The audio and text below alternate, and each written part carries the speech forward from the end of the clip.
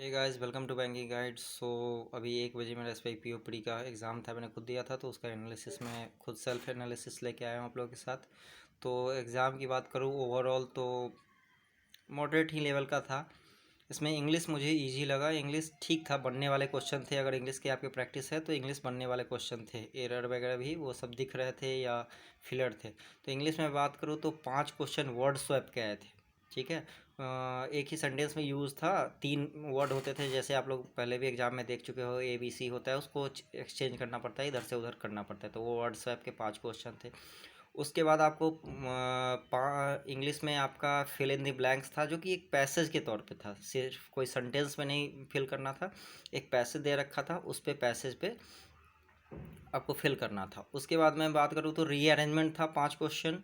Rearrangement एक paragraph का जो रीअरेंजमेंट होता है वो एक सेंटेंस के वहीं 5 टुकड़ों में तोड़ के फिर उसको रीअरेंज करना था, तो ये कुछ हद तक ईजी होता है। उसके बाद पैसेज की बात करूँ, 8 से 10 क्वेश्चन पैसेज में थे, और फिर कॉमन एरिया के क्वेश्चन 5 क्वेश्चन इसमें थे। अच्छा, पैसेज का जो टॉपिक था, अगर आप लोग न्यूज़पेपर को रेगुलरली फॉलो करते हो, जैसा कि मैं बोलता हूँ भी, न्यूज़पेपर को फॉलो किया करो। न्यूज़पेपर को अगर फॉलो करते हो तो अभी का जो रिसेंट इशू चल रहा है, फूड क्राइसिस, इन्फ्लेशन, और रसिया और यूक्रेन का जो वॉर है, इसके रिगार्डिंग जो क्राइसिस है, इसी रिगार्डिंग में था और इसी पे था। तो अगर किसी ने न्यूज़पेपर को अच्छे से पढ़ा होगा तो बहुत सारी चीज़ें उसे बहुत जल्दी अंडरस्टैंडिंग उसकी बन पा रही होगी, उसमें वो समझ पा रहा होगा। ठीक है, फिर आते हैं मैथ की बात करूँ तो मैथ में 2 DI थे। DI दोनों ही अच्छे क्वालिटी के थे, जो SBI PO के प्री में होने चाहिए थे वैसे ही थे। ठीक है, एक DI था जो कि उसमें चिल्ड्रन का परसेंटेज दे रखा था, अडल्ट का भी दे रखा था। अडल्ट का नंबर दे रखा था कुछ करके परसेंटेज में, और टोटल नंबर दे रखे थे, वो कैलकुलेट करना था। इसे मैंने बनाया नहीं क्योंकि मुझे ये थोड़ा लेंदी लगा, मैंने इसे छोड़ दिया था। ठीक है, बहुत सारे लोगों ने इसको बनाया भी है। दूसरा एक DI था, एक लाइन ग्राफ वाला DI था, वैसा ही कुछ था। वो क्वेश्चन, डाटा तो ईजी थे लेकिन क्वेश्चन उसके थोड़े लेंदी थे। उसके बाद 5 क्वेश्चन क्वाड्रेटिक इक्वेशन के, जो कि इजी क्वेश्चन थे जैसा आता है। उसके बाद मिसलेनियस भर के रखे थे, पूरे 15 क्वेश्चन मेरे अकॉर्डिंग थे उसमें। उसके बाद अगर रीजनिंग की बात करूँ तो 4 पजल थे। एक तो डबल वेरिएबल का पजल था, 4 पर्सन है लाइन में बैठे हुए हैं, 8 पर्सन है लाइन में बैठे हुए हैं, और वो कहीं किसी सिटी से बिलोंग करते हैं।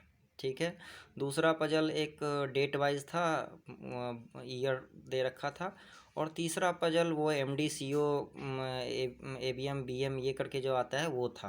ठीक है, फिर ऐसे ही है, फिर 5 क्वेश्चन जो थे वो आपको ये थे, 5 क्वेश्चन इक्वलिटी के हो गए, जो कि रीजनिंग में इजी क्वेश्चन थे इनइक्वलिटी के, और बाकी मिसलेनियस के क्वेश्चन थे। तो ओवरऑल पेपर मॉडरेट लेवल का ही था। कट ऑफ का प्रिडिक्शन करना कुछ मुश्किल रहेगा, क्योंकि जाहिर सी बात है इस बार 400 वैकेंसी भी SBI ने कम दी है। और मैं अपने अटेम्प्ट की बात करूँ तो मैंने इंग्लिश में 30 बनाया है, क्योंकि मुझे इंग्लिश सही लगा, इजी लगा। और उसके बाद 19 मैंने मैथ में बनाया, और 19 ही मैंने 19 दोनों में मैथ और रीजनिंग में बनाया है। अभी देखना है आगे क्या कटअप जाता है, कैसा जाता है। आप लोग अपना कमेंट करके अपना अटेम्प्ट बताओ, जो कितना आपने अटेम्प्ट किया है। दैट्स ऑल, फिर आगे देखते हैं आगे का क्या रिजल्ट आता है, क्या होता है, फिर बताऊँगा।